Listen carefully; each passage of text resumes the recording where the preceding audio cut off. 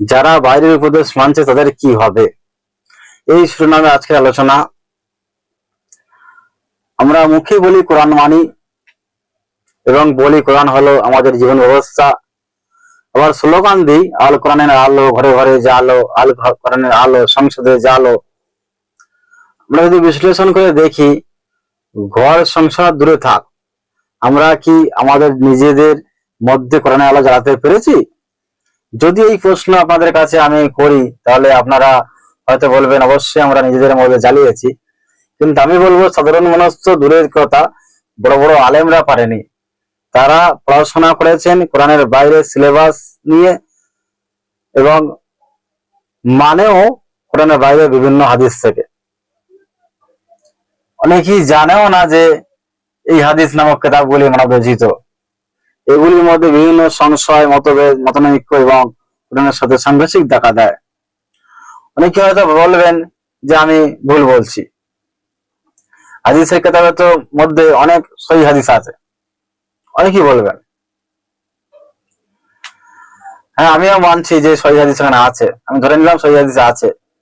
এবার মন দিয়ে শুনুন বিষয়টা কি। কোনো কিছু ভেজাল জিনিস চালাতে গেলে সবটাই ভেজাল চলে না, ভালো করে বুঝবেন। কোনো কিছু ভেজাল জিনিস চালাতে গেলে সবটাই ভেজাল জিনিস চলে না, খাঁটি বা ভালো জিনিসের সাথে মিশ্রণ করতে হয়, মিশ্রণ ঘটাতে হয়। যদি ধরে নেন যে মধু ও বাতাসা গোলা দুটি মিশ্রণ করা হয়েছে, মানে মধুতে ভেজাল মেশানো হয়, মধুতে বেশিরভাগ ভেজাল মেশানো হয় বাতাসা দিয়ে গোলে, মানে বাতাসা কালারটা বেশ মধুর মতোই লাগে যখন গোলা হয়। তাহলে ধরেন এই মধু বাতাসা গোলা দুটি মিশ্রণ করা হয়েছে, এখন আপনারা ওই বাতাসা গোলা ও মধুটা খাবেন, দুটো যে একসাথে মিশ্রণ করা হয়েছে সেটা খাবেন। আর ওই দুটি তরল জিনিস থেকে আপনারা মধুটা খাবেন আর বাতাসা গোলাটা তরলটা বাদ দেবেন। ভালো করে বুঝবেন, দুটি জিনিস মিশ্রণ করা হয়েছে, মধুটা খাবেন আর বাতাসা গোলাটা বাদ দেবেন। পারবেন তো বাদ দিতে? বাতাসা গোলাটা ভেজালটাও খেয়ে ফেলবেন, পারবেন না।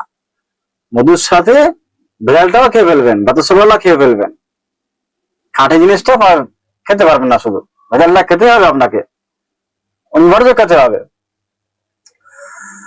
তাহলে ভেজাল বাদ দিতে পারবেন না কোশ্চিন কালেও। ভেজাল বাদ দিতে গেলে, কেননা দুটি হলো তরল জিনিস, দুটি মিশ্রণ হয়ে গেছে, এ বাদ দেওয়া সম্ভব নয়। এই খাঁটি ভেজাল আলাদা করা যাবে না। এই ভেজাল থেকে বাঁচার একটাই উপায় আছে, সেটি হলো মধু বাতাসা মিশ্রণ জিনিসটি বর্জন করতে হবে আমাদেরকে। একটাই উপায়, সেটা উপায়টা কি? যে মধু বাতাসা যে মিশ্রণ করা হয়েছে, সেই মিশ্রণ করা জিনিসটা বর্জন করতে হবে। ঠিক তেমনি জিন শয়তান ও মানুষ শয়তান মিলে যে বাণী রচনা করেছেন, যদি তাদের এই ভেজাল বাণীটা খাঁটি তথা আল্লাহর বাণীর সাথে চালায়, তাহলে মানুষরা গ্রহণ করবে। আর যদি এই না চালায়, তাহলে গ্রহণ করবে না মানুষ। ভালো করে বুঝবেন, যদি মিশ্রণ করে জিনিসটা আল্লাহর বাণীর সাথে চালায়, তাহলে মানুষরা গ্রহণ করবে। আর না যদি শুধু ভেজাল জিনিস চালায়, কিন্তু গ্রহণ করবে না মানুষ, তাহলে বুঝবো যে এটা শয়তানের কথা বা শয়তান বা মানুষ শয়তানের কথা। সেজন্য তারা বুদ্ধি করে কি করেছে, শয়তান আর মানুষ শয়তান তারা বুদ্ধি করে কি করেছে, যে আল্লাহর নবী হাদিসকে আল্লাহর বাণী বলে চালিয়ে মিশ্রণ ঘটিয়েছে। এই তাদের নিজেদের কথা, নবরচিত কথা, শয়তানের কথা নিয়ে আল্লাহর বাণীর সাথে মিশ্রণ করেছে। সেজন্য আজ মেনে নেয় যে এতে তো ভালো ভালো কথা আছে, কেন মানবো না? তো ভালো কথা অবশ্যই আছে, ভালোটা নেবো আর খারাপটা বাদ দেবো। কিন্তু ওই মধুর মতো আর বাতাসার মতো, ভালোটা মধু খাচ্ছে, সাথে বাতাসা গুলাও চলে যাচ্ছে পেটের মধ্যে, ওই বাতাসা গুলোটা বাদ দিতে পারছে না। ঠিক তেমনই এই মানুষরা মনে করছে যে আমি ভালোটা নেবো হাদিস থেকে, যে আল্লাহ কথাটা নেবো আর শয়তানের কথাটা বাদ দেবো, মানবরচিত কথাটা বাদ দেবো, কিন্তু ওরা পাচ্ছে না। ভালোটা নিতে গিয়ে তার খারাপটাও নিয়েছে, তার সাথে খারাপটা পেটে চলে যাচ্ছে। তাহলে মানুষরা গ্রহণ করলো ভেজাল জিনিসও, ভালোর সাথে ভালো, খারাপ জিনিস করলো। এখন দুটি বাণী মিশ্রণ হয়ে গেছে, দুটি তো বাণী, একটাই আল্লাহর বাণী আর শয়তানের বাণী, দুটি তো বাণী মিশ্রণ হয়ে গেছে। এখন কোনটা আল্লাহর বাণী, কোনটা শয়তানের বাণী বুঝবে কি করে? বোঝার উপায় নেই। আর এটা কোশ্চিন করলে পারবে না। উপায় একটাই আছে, যে জিন শয়তান ও মানুষ শয়তান মিলে আল্লাহর বাণীর সাথে যে মিশ্রণ ঘটিয়েছে, সেই মিশ্রণ করা কিতাবকেই বর্জন করতে হবে। ভালো করে বোঝেন, এর থেকে উপায় একটাই আছে, যে বিস্তৃত কিতাব যে মিশ্রণ করেছে, এই যে আল্লাহ কিতাবের সাথে আর তবে কিতাবের সাথে মিশ্রণ করেছে, এই মিশ্রণকৃত কিতাব হাদিস এবং যত গ্রন্থ আছে সব কটাকে অর্জন করতে হবে, তাহলে আমাদের বাঁচার উপায় আছে। সৃষ্টিকুলের জন্য একমাত্র উপদেশ হলো কোরআন। এটা কি মেনে নিতে হবে? উপদেশ বাণী হিসেবে মেনে নিতে হবে একটাই, সেটা হলো কোরআন। দিনের জন্য, দিনের ক্ষেত্রে একটাই হলো উপদেশ, এই কোরআন। এটাই হবে আপনাদের জীবনের একটা সঠিক সিদ্ধান্ত। যদি আপনারা করেন যে সব কিতাবকে বাদ দিয়ে আল্লাহর কিতাবকে মেনে নেন, এর থেকে বিশ্বাস করে এর থেকে উপদেশ নেন, তাহলে এটা আপনাদের সবচেয়ে সফল একটা সিদ্ধান্ত হবে, সবচেয়ে মহত্বকাল সিদ্ধান্ত হবে। আর এই সিদ্ধান্ত আপনার ইহকালের জীবনে পরকালের জীবনে শান্তি বয়ে আনবে।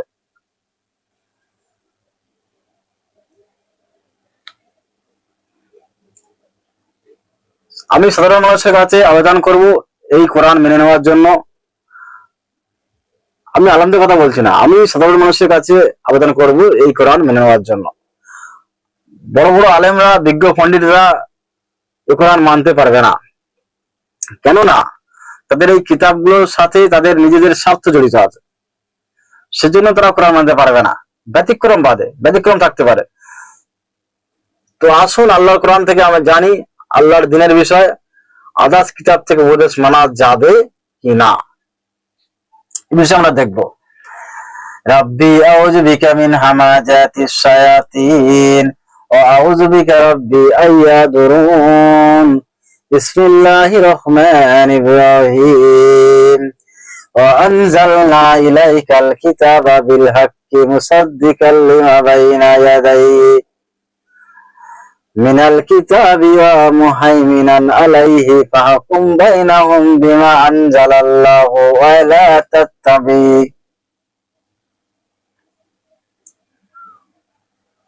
সমস্ত প্রশংসা সেই মহান রব্বুল আলামিনের দরবারে, যিনি আমাদের সৃষ্টি করেছেন, যিনি দয়া করে করুণা করে আমাদের জন্য তার পক্ষ থেকে গাইড বুক তথা হেদায়েত বাণী তারা রসুলদের মধ্যে দিয়ে আমাদের কাছে পৌঁছে দিয়েছেন।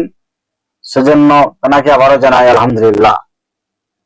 এবং যে সমস্ত রসুল আল্লাহর মহামূল্যবান বাণী আমাদের কাছে অক্লান্ত পরিশ্রম করে পৌঁছে দিয়েছেন, সে সমস্ত রসুলকে জানাই সালামুন আলাল মুরসালিন। আমি যে আয়াতটি তেলাওয়াত করেছি আল মাইদা 5 নম্বর সূরার 48 নম্বর আয়াত, এটি খুব বড় আয়াত, আমি অল্প কিছু তেলাওয়াত করেছি। এখানে আল্লাহ বলছেন, আর আমি তোমার প্রতি কিতাব নাযিল করেছি যথাযথভাবে, আর আমি তোমার প্রতি কিতাব নাযিল করেছি যথাযথভাবে এর পূর্বের কিতাবের সত্যায়নকারী ও এর উপর তদ্রাককারী রূপে। সুতরাং আল্লাহ যা নাযিল করেছেন তুমি তার মাধ্যমে ফয়সালা করো এবং তোমার নিকট যে সত্য এসেছে তা ত্যাগ করে তাদের প্রবৃত্তি অনুসরণ করো না। আল্লাহ কি বলছেন শোনেন, আর আমি তোমার প্রতি কিতাব নাযিল করেছি যথাযথভাবে, যতটা প্রয়োজন দরকার ছিল, যতটা প্রয়োজন ছিল ততটাই সেভাবেই নাযিল করেছি আমি তোমার প্রতি। অনেকেই বলে যে এই কোরআনে এটা আছে কিন্তু কিভাবে করবো সেটা বলা নেই, এইটা আছে কিভাবে করতে সেটা বলা নেই, সেজন্য হাদিসে যেতে হবে। কিন্তু আল্লাহ এখানে বলছে আমি তোমার প্রতি যথাযথভাবে কিতাব নাযিল করেছি, যতটা প্রয়োজন যত দরকার ছিল সেভাবে কিতাব নাযিল করেছি তোমার প্রতি। আর কি এর পূর্বে কিতাবের সত্যায়নকারী, এর পূর্বে কিতাবের সত্যায়নকারী। এর পূর্বে কি, এর পূর্বে আমাদের ছিল ইনজিল, ইনজিলের সত্যায়নকারী এই কিতাব, আর এর উপর তদ্রাককারী রূপে। তদ্রাককারী বলতে তত্ত্বাবধায়ক, পর্যবেক্ষণ, তত্ত্বাবধায়ক বা পর্যবেক্ষণ বোঝায়, মানে এর উপরে পর্যবেক্ষণ করবে এই কিতাব এবং এ করবে মানে তত্ত্বাবধায়ক করবে। তাহলে এই কিতাবের উপরে তত্ত্বাবধায়ক করবে এই কোরআন, উপরে তত্ত্বাবধায়ক হবে এই কোরআন। সুতরাং আল্লাহ যা নাযিল করেছেন তুমি তার মাধ্যমে ফয়সালা করো, এবং তোমার নিকট যে সত্য এসেছে তা ত্যাগ করে তাদের প্রবৃত্তি অনুসরণ করো না। আল্লাহ কি বলছেন? আল্লাহ যা নাযিল করেছেন তুমি এর মাধ্যমে ফয়সালা করো। যে কোনো বিষয় ফয়সালা করতে হলে রাসূলকে কি ঘোষণা দিচ্ছেন আল্লাহ? যে কোনো বিষয় ফয়সালা করতে হলে এই নাযিলকৃত কিতাব দিয়ে ফয়সালা করতে হবে, নাযিলকৃত কিতাবের আয়াত দিয়ে ফয়সালা করতে হবে, এর বাইরে যাওয়া যাবে না। আর এবং নিষেধ করছে যে এটা ত্যাগ করে তোমাদের নিকট সত্য আছে তা ত্যাগ করে তাদের প্রবৃত্তি অনুসরণ করো না। আদার্স যা বাইরে আছে, যা কিছু আছে কিতাবের বাইরে, সেগুলোর প্রবৃত্তি, সেগুলো তাদের খেয়াল খুশি। আল্লাহ নিষেধ করছেন তার রাসূলকে তাদের প্রবৃত্তি অনুসরণ করো না। তোমাদের প্রত্যেকের জন্য আমি নির্ধারণ করেছি শরিয়াত, ওই স্পষ্ট পন্থা, এবং আল্লাহ যদি চাইতেন তবে তোমাদেরকে এক উম্মত বানাতেন। আল্লাহ বলছেন তোমাদের জন্য নির্ধারণ করেছি শরিয়াত, স্পষ্ট পন্থা নাযিল করে করেছি। আল্লাহ যদি দিয়েছেন তবে তোমাদেরকে এক উম্মত বানাতেন। আল্লাহ বলছেন তোমাদেরকে এক উম্মত বানাতেন, কিন্তু তিনি তোমাদেরকে যা দিয়েছেন তাতে তোমাদেরকে পরীক্ষা করতে চান। যা দিয়েছে বলতে এই কিতাব দিয়েছেন, এই কিতাব দিয়ে কে ফয়সালা করে, কিতাবে কি মেনে নেয়, কিতাব মেনে কে চলে, আল্লাহর কথা কে মেনে চলে, এটাই পরীক্ষা করতে চান। আল্লাহ কিতাবকে মেনে চলে, আল্লাহ কিতাব না মেনে কে চলে। আল্লাহ চাইলে কিন্তু ইচ্ছা করলে এক উম্মত বানাতে পারতো, সবাই এক হতে পারতাম, আমরা সবাই আল্লাহর বান্দা হতে পারতাম, সবাই জান্নাতে থাকতাম, কিন্তু আল্লাহ সেটা চায়নি। আল্লাহ চেয়েছেন কি, যে আমি যা তোমাদেরকে দিয়েছি তা দিয়ে তোমাদের পরীক্ষা করতে, মানে সেই আল্লাহ যা দিয়েছেন তা দিয়ে পরীক্ষা করতে চায়। এই নাযিল কিন্তু এই কিতাব, কিতাব ওরা মানে কি না মানে আল্লাহটা দেখতে চায়। যে মানবে, সূরা বাকারায় আছে, যখন সুলাইমান আলাইহিস আদম শয়তানের ধোঁকায় পড়ে পৃথিবীতে নামে, তখন মানে সুলাইমান আলাইহিস আদমের দোয়া কবুল করেন আল্লাহ। তারপর বলেন যে আমার পক্ষ থেকে যুগে যুগে হেদায়েত বাণী যখন যাবে, তখন যারা এই হেদায়েত বাণী ফলো করবে, যারা হেদায়েত বাণী মানবে, মেনে নেবে, তারা তাদের কোনো ভয় কোনো চিন্তা থাকবে না, তারা আবার আমার কাছে ফিরে আসবে। তা আল্লাহর পথ পাবে কি দিয়ে? এই আল্লাহর কিতাব দিয়ে, আল্লাহ নাযিলকৃত কিতাব। তাহলে নাযিলকৃত কিতাব যারা মানবে তারা কিন্তু আল্লাহর কাছে আবার ফিরে যাবে, আল্লাহর জান্নাতে থাকবে। আর যারা মানবে না তারা জাহান্নামে যাবে, একদম ক্লিয়ার। তারপর কি বলছেন? তাতে তোমাদেরকে পরীক্ষা করতে চান, সুতরাং তোমরা ভালো কাজে প্রতিযোগিতা করো, আল্লাহর দিকেই তোমাদের সবার প্রত্যাবর্তনের স্থল, অথবা তিনি তোমাদেরকে অভিহিত করবেন যা দিয়ে তোমরা মতবিরোধ করতে। আমরা যারা মতবিরোধ করি যে কোরআন এটা আছে, এটা মানতে হবে, অনেকেই বলে না এটা মানা যাবে না, এটা মানতে হবে, এটা ব্যাখ্যা, তারা অন্য কথা নিয়ে চলে যেতে পারে। এই যে মতবিরোধটা আল্লাহ মিটিয়ে দেবেন সে সময়। তারপরে ওই সূরা আল মাইদা 5 নম্বর সূরায় তারা বলছেন 49 বলছেন আল্লাহ, আর তাদের মধ্যে তার মাধ্যমে ফয়সালা করো, আর তাদের মধ্যে তার মাধ্যমে ফয়সালা করো। তাদের মধ্যে বলতে মানুষদের মধ্যে আল্লাহ কিতাব দিয়ে ফয়সালা করো, যা আল্লাহ নাযিল করেছেন। আবার বলছে একই কথা, এবং তাদের প্রবৃত্তি অনুসরণ করো না, আর তাদের থেকে সতর্ক থাকো যে আল্লাহ যা অবতীর্ণ করেছেন তার কিছু থেকে তারা তোমাকে বিচ্যুত না করে। আল্লাহ রাসূলকে সতর্ক করছেন যে আল্লাহ যা নাযিল করেছেন তার কিছু থেকে, তার সামান্য কিছু থেকে যেন তোমাকে তা বিচ্যুত না করে। অথবা যদি তারা মুখ ফিরিয়ে নেয় তাহলে জেনে রাখো যে আল্লাহ তো কেবল তাদেরকে তাদের কিছু পাপের কারণে আযাব দিতে চান। আর মানুষের অনেকই ফাসিক, সত্যত্যাগী, মানুষের সত্যত্যাগী। তাহলে আল্লাহ নিষেধ করছেন যে তাদের প্রবৃত্তি অনুসরণ করো না, এবং সতর্ক থাকতে বলছেন যারা আল্লাহ যা নাযিল করেছেন, অবতীর্ণ করেছেন তার কিছু থেকে তারা তোমাকে বিচ্যুত করে না ফেলে। তাহলে আমরা তো দেখি আজ যদি অনেক কথা থেকে আল্লাহ অনেক কথা তার থেকে বিচ্যুত হয়ে গেছি। আমি একটা ভিডিও বানাবো এই নিয়ে যে আল্লাহ কোরআন থেকে আমরা কতটা দূরে চলে গেছি, কতটা কোরআন থেকে আমরা বিমুখ হয়ে গেছি, এটা আমি দেখাবো একবার, আলোচনা আমি করবো কি কি বিষয় আমরা মানছি না আল্লাহর কোরআনে। তারপরে আসুন, তারপর ইয়াতেই আল্লাহ বলছেন 25 নম্বর 15 নম্বর আয়াতে, তার পরের আয়াতে, তারা কি তবে জাহিলিয়াতের বিধান চায়? আল্লাহ বলছেন তারা কি তবে জাহিলিয়াতের বিধান চায় আর নিশ্চিত বিশ্বাসী কর্মের জন্য বিধান প্রদানে আল্লাহর চেয়ে কে অধিক উত্তম? আল্লাহ জিজ্ঞাসা করছেন যে তারা কি তবে জাহিলিয়াতের বিধান চায় আর নিশ্চিত বিশ্বাসী কর্মের জন্য বিধান প্রদানে আল্লাহর চেয়ে কে অধিক উত্তম? যারা আল্লাহর উপরে নিশ্চিত বিশ্বাস করে, বিশ্বাসী কর্ম যারা, তাদের জন্য বিধান প্রদানে আল্লাহর চেয়ে কে অধিক উত্তম? যারা আল্লাহকে মানে না তো মানে না, কিন্তু যারা মানে তাদের জন্য এই কোরআনের চেয়ে, আল্লাহ বিধানের চেয়ে আর কোনো উত্তম বিধান নেই। তাহলে এতক্ষণ দেখালাম যে আল্লাহ নাজিলকৃত বাণী দিয়ে ফয়সালা করতে হবে। আর আল্লাহ, আমরা বলছি না আল্লাহ তাহলে নাজিল হয়েছে, কোরআন নাজিল হয়েছে, কি দলিল আছে? অবশ্যই দলিল আছে। এই সূরা, সরি 6 নম্বর সূরা আল আনাম 19 নম্বর আয়াতে আল্লাহ বলেছেন যে আমি তোমার প্রতি কোরআন নাজিল করেছি, রাসূলের প্রতি কোরআন নাজিল হয়েছে। তাহলে এই কোরআন দিয়ে রাসূল আমাদের সতর্ক করছেন এখনো পর্যন্ত। ওই আয়াতটা পড়ে নেবেন আপনারা। তারপরে আসুন, তারপরে আল্লাহ বলছেন 62 নম্বর সূরা, সূরা জুমা 5 নম্বর আয়াতে আল্লাহ বলছেন যাদেরকে তওরাতের দায়িত্বভার দেওয়া হয়েছিল তারপর তারা তা বহন করেনি, তারা গাধার মতো যে বহু কিতাব বহন করে সে সম্বরে বোমা কতই না নিকৃষ্ট, যারা আল্লাহ আয়াত সমূহকে অস্বীকার করে আর আল্লাহ জালিম সম্প্রদায়কে হিদায়াত করেন না। কি বলছেন আল্লাহ? যাদেরকে তওরাতের দায়িত্বভার দেওয়া হয়েছিল তারপর তারা তা বহন করেনি,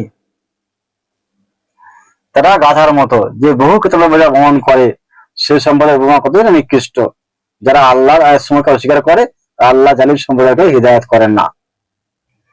পূর্বে তওরাত কিতাবীগণ যারা ছিল, যারা ইহুদি ছিল, তাদেরকে আল্লাহ দায়িত্বভার দিয়েছিল একটা কিতাবের, যার নাম তওরাত।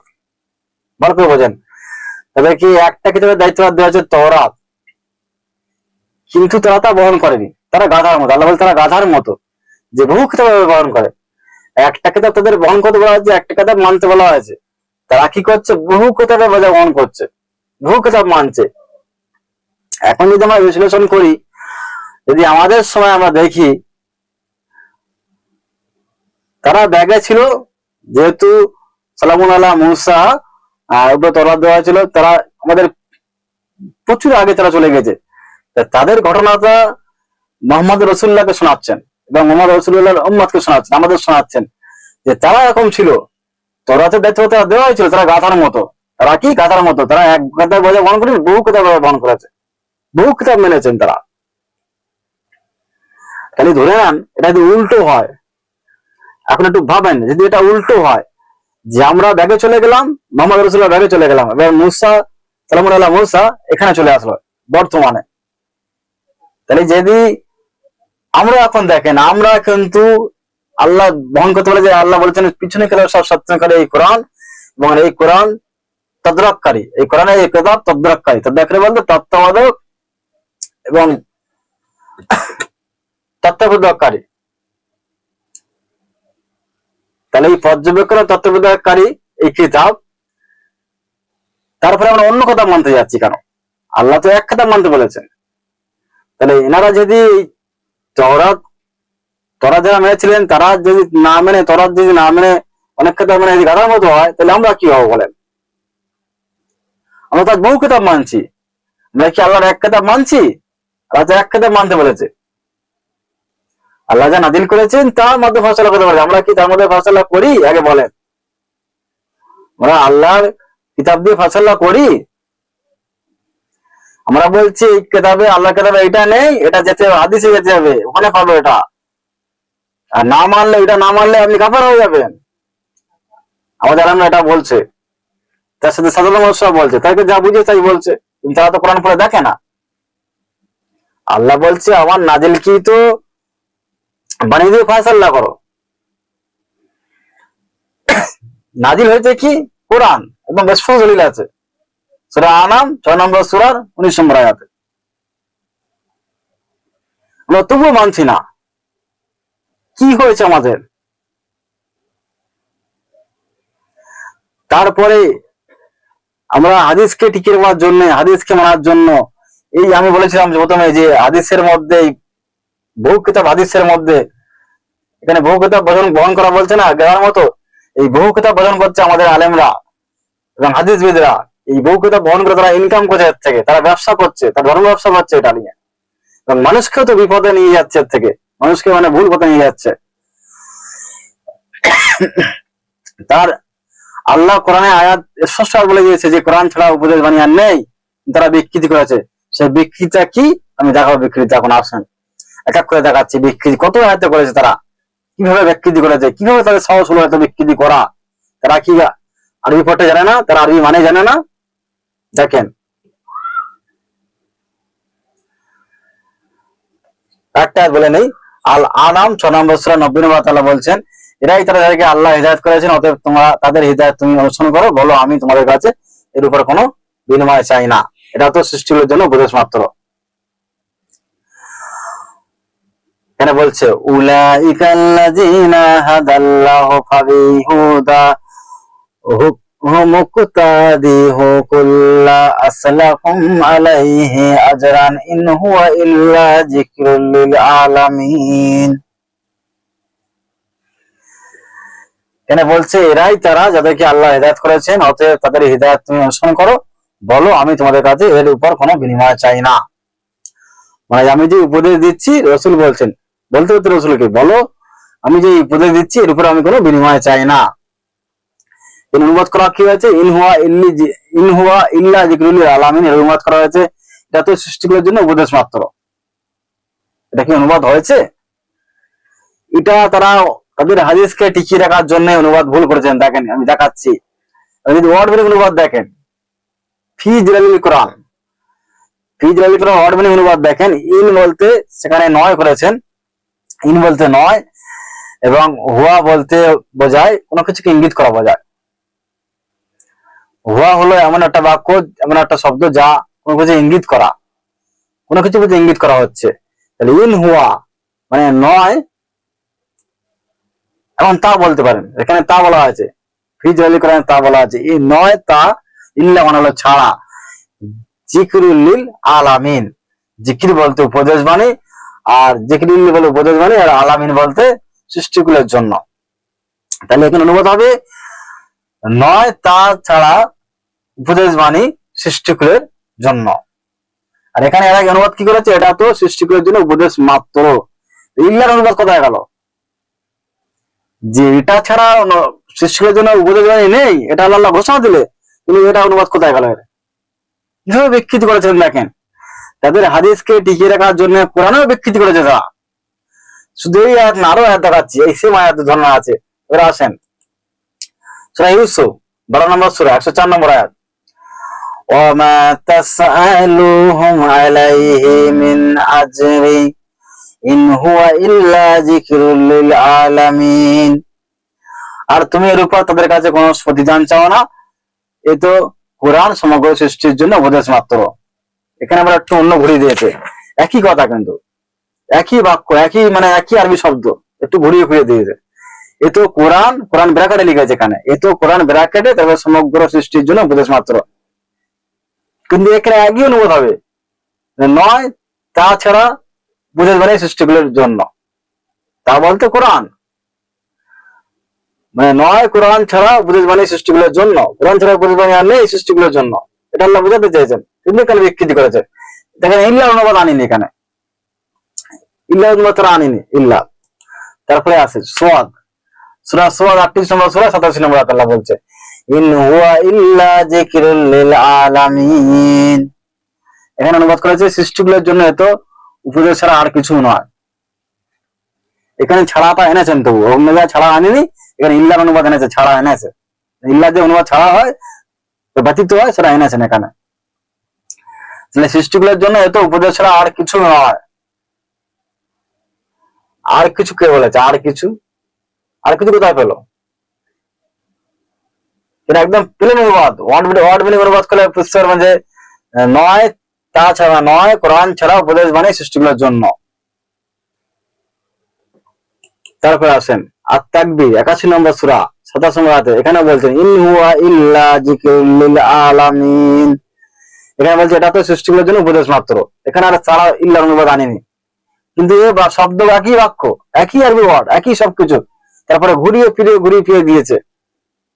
আমি এটা যে অনুবাদটা পড়ছি ইসলামিক ফাউন্ডেশন, বাংলাদেশের ইসলামিক ফাউন্ডেশন থেকে এটা অনুবাদ, এটা মোবাইল অ্যাপ, এটা মোবাইল অ্যান্ড্রয়েড অ্যাপ এটা। তাহলে এখানে কিভাবে বিকৃতি করেছে ইন হুয়া ইল্লা যিকরুল লিল আলামিন, এর অনুবাদ একদম প্লেন যে নয় তা বলতে কোরআন ছাড়া কোনো কিছু ইঙ্গিত কার দিকে করা হচ্ছে, কোরআনের দিকে। ইন হুয়া নয় কোরআন ছাড়া উপদেশবাণী সৃষ্টিগুলোর জন্য। তাহলে কত আয়াত আল্লাহ নাযিল করলেন, আরো আছে দেখেন। তবে আল বাকারা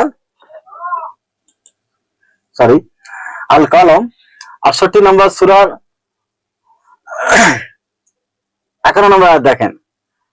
এখানে আল্লাহ বলছেন, আর কাফিররা যখন উপদেশবাণী শুনে তখন তারা যেন তাদের দৃষ্টিরা তোমাকে আঁচড়ে ফেলবে, আর তারা বলে এটা এক পাগল। আল্লাহ বলছেন, আর কাফিররা যখন উপদেশবাণী শুনে তখন তারা যেন তাদের দৃষ্টিরা তোমাকে আঁচড়ে ফেলবে। কেন আঁচড়ে ফেলবে, কারণটা কি? তারপরে আয়াত দেখেন, সেই 52 নম্বর আয়াত, ওমা হুয়া ইল্লা যিকরুল লিল আলামিন। কেন আসলে তার কারণ হলো এখানে মানে ভুল করেছেন, অর্থ ভুল করেছেন।